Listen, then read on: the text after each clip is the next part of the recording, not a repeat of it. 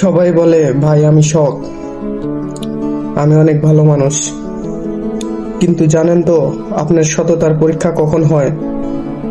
যখন আপনার সামনে অন্যায় করার সুযোগ আছে, কেউ দেখার নেই, আর সেই অন্যায়টা করলে আপনার পকেট ভরবে। ঠিক সেই মুহূর্তে আপনি কি করছেন সেটাই আপনার আসল পরিচয়। হয়তো শখ থাকতে গিয়ে আপনাকে অনেক কথা শুনতে হবে, লোকে বলবে গাধা, বোকা, যুগ চেনে না, কিন্তু দিন শেষে যখন আয়নার সামনে দাঁড়াবেন তখন নিজের চোখের দিকে তাকিয়ে বলতে পারবেন, না, আমি নিজেকে বিক্রি করে দেইনি। তেমনি একজন ছিল আমাদের ওসমান হাদি ভাই, যে জানতো যে অন্যায় করলে তার পকেট ভরবে, সাম্রাজ্য তৈরি করতে পারবে, তারপরেও তিনি নিজেকে বিক্রি করে দেননি অসতের কাছে। আর তার ফল কি? তার জীবন দিতে হলো তাকে।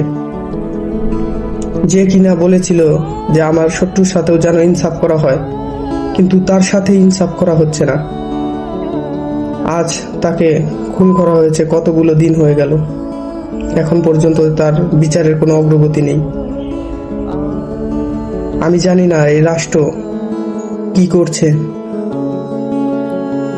আমরা চাই অতি দ্রুত তার হত্যাকারীকে আইনের আওতায় আনা হোক এবং সুষ্ঠু বিচার করা হোক।